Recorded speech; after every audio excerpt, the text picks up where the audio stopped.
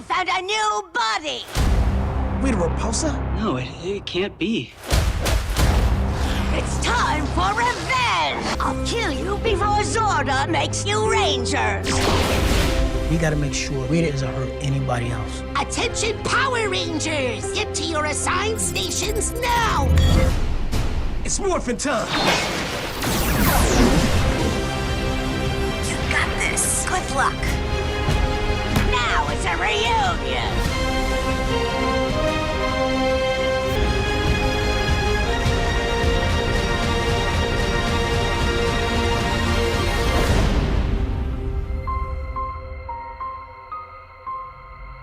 Et joyeux anniversaire! Et voilà, nous y sommes enfin. Nous sommes le 28 août 2023 et aujourd'hui c'est les 30 ans de la série Mighty Morphin Power Rangers. Alors aujourd'hui nous allons faire la critique du film spécial qui est sorti sur Netflix pour les 30 ans de cette série, Power Rangers Once and Always. C'est parti, it's Morphin Time. Oui, j'ai celui-là, c'est pas le morpheur des originaux, mais oui, mais j'étais pas né moi dans les années 90, hein. Ah, hein. Bon mec.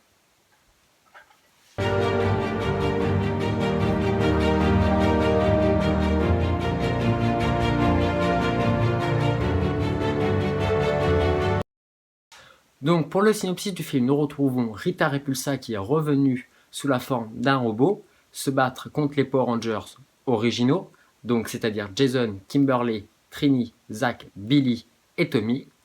Et cet affrontement va amener à la mort de Trini Kwan. Ensuite, un an plus tard, nous allons voir comment Billy, Zach, donc le Power Ranger originaux, noirs et bleus, vont battre Roborita, puisque Jason, Kimberly et Tommy vont être capturés par celle-ci. Et nous allons voir l'évolution de Min, qui est la fille de Trini, faire face au deuil de sa mère et à la vengeance qu'elle veut porter face à Rita Repulsa. Nos Power Rangers arriveront-ils à sauver le monde? C'est ce que vous découvrirez en allant voir le film. Donc déjà, là on va commencer dans la partie critique. J'ai une première critique qui est à faire sur le titre, mais ça c'est plutôt la version française, la traduction. Donc en version originale c'est Power Ranger Once and Always, et ils ont traduit ça en français par Power Ranger toujours vers le futur, ce qui n'a aucun sens, on va le dire. Donc pour ceux qui ne savent pas, le titre original Once and Always est fait en référence à la phrase mythique des Power Rangers, c'est-à-dire Once a Ranger, always a Ranger.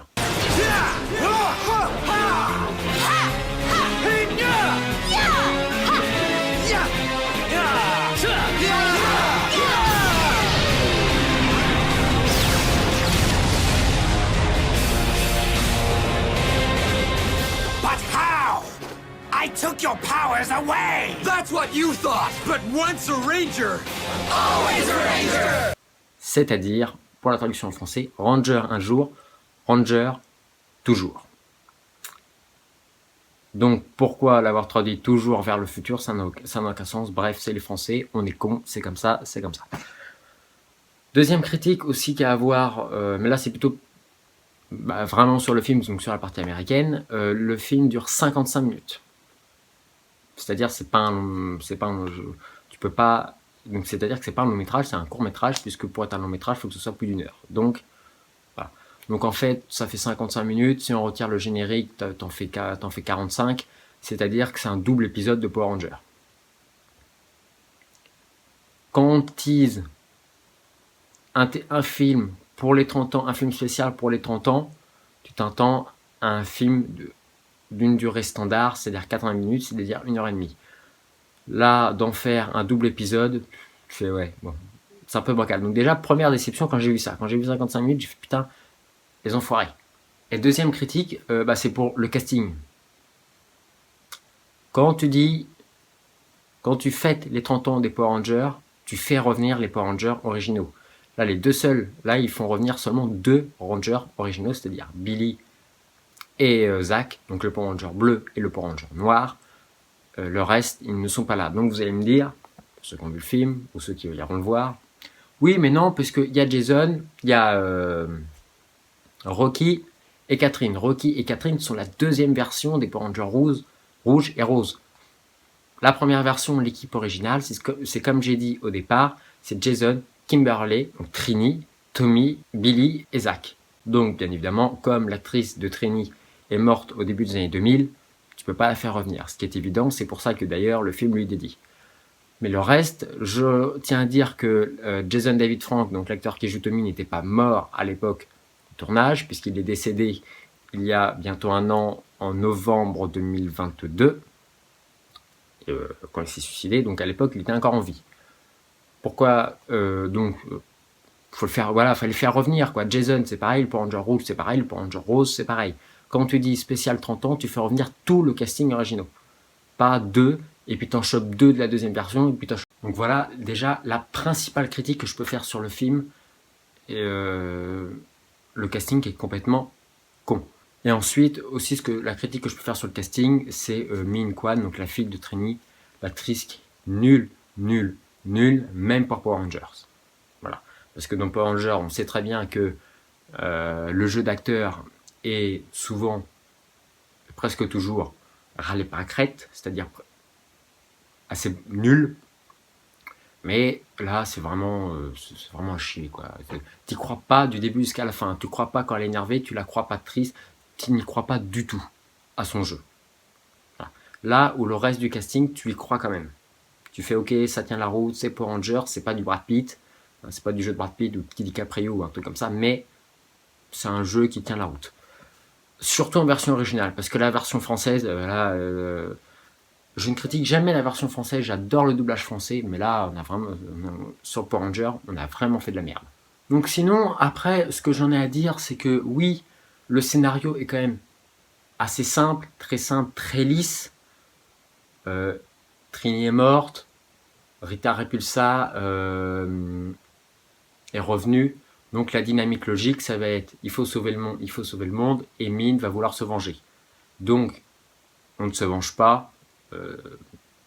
Donc la morale dit on ne se venge pas, donc on va apprendre à pas se venger, à devenir un héros et à devenir la prochaine Ranger jaune. C'est la dynamique logique, c'est un scénario des plus simples, mais c'est Power Rangers et ils ont réussi à faire ça très cohérent.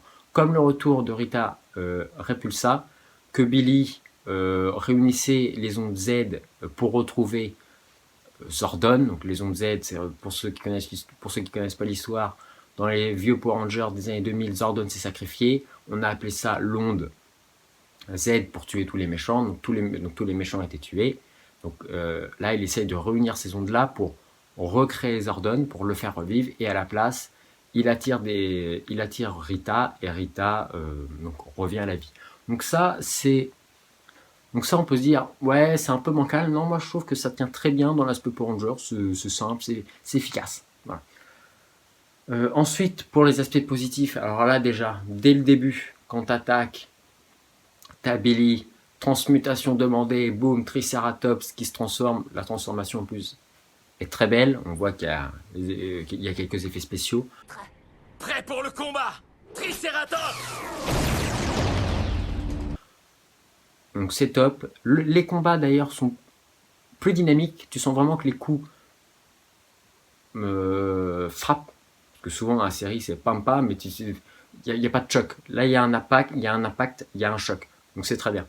Aussi, et puis donc, quand les autres Power Rangers arrivent pour aider Billy, téléporter, en plus après ils te foutent la musique, Go Go Power Rangers.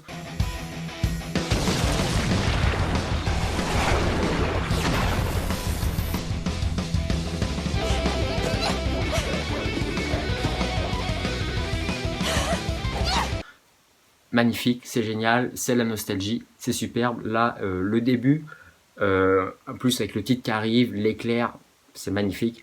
Si vous avez aimé Power Rangers étant petit, regardez-le. Et après, on retrouve tout ce qui fait un peu Power Rangers. Les différents décors en carton, la base de contrôle, la cantine ou la petite, je sais pas, c'est pas la cantine, mais la petite salle dans Jungle Groove, là, dans leur lycée. C'est très carton. Mais ça reste, en même temps, les années 90, ça reste Power Rangers. On te remet vraiment dans la nostalgie, on utilise vraiment les codes de la série, les codes de l'époque. Donc ça, c'est vraiment très bien. Voilà, donc les méchants, c'est assez simple. La bataille finale, quand donc, ils font arriver le Megazord, pareil, c'est super. Le petit bémol, c'est la version 3D du Megazord. Tu fais oui, bon, aujourd'hui on fait donc 3D, donc tu fais ok, mais quand c'est pas très bien fait, c'est un peu moisi, quoi. Ça fait un petit peu mal aux yeux. Mais je trouve que ça reste très supportable et très bien. Donc voilà, c'était une petite critique simple et rapide pour ce film, parce qu'il n'y a pas grand chose à dire. C'est un épisode de Power Rangers c'est un double épisode de Power Rangers, en gros, spécial pour les 30 ans. Donc les critiques qu'ils n'ont pas ramené le casting original alors que c'est pour les 30 ans, c'est vraiment très con.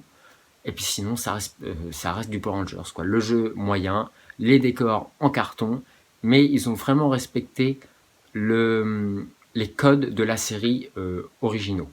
Voilà, et ça fait plaisir de revoir quand même ces acteurs comme Billy, qu'on n'avait pas revu depuis les années 2000, Uzak, qui est vraiment resté seulement dans la saison 1 et après un petit peu dans la saison 2 et après qu'il est parti, et il n'est jamais revenu en guest star dans les autres Power Rangers, dans les séries à la suite. Donc ça fait vraiment du bien.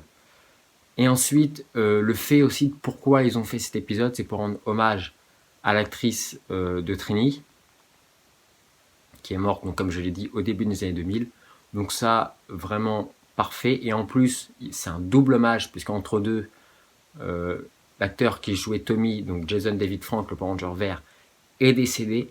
Donc à la fin, ils te font un bel hommage, et tu réutilises cette phrase, Ranger un jour, Ranger toujours. Donc pensez à vous abonner, à lâcher un petit pouce bleu, petite cloche de notification si ça fait plaisir, comme je sors pas des vidéos, comme mon sortie de vidéo n'est pas régulier. Et rappelez-vous que le ciné vous montrera toujours la voie. Salut!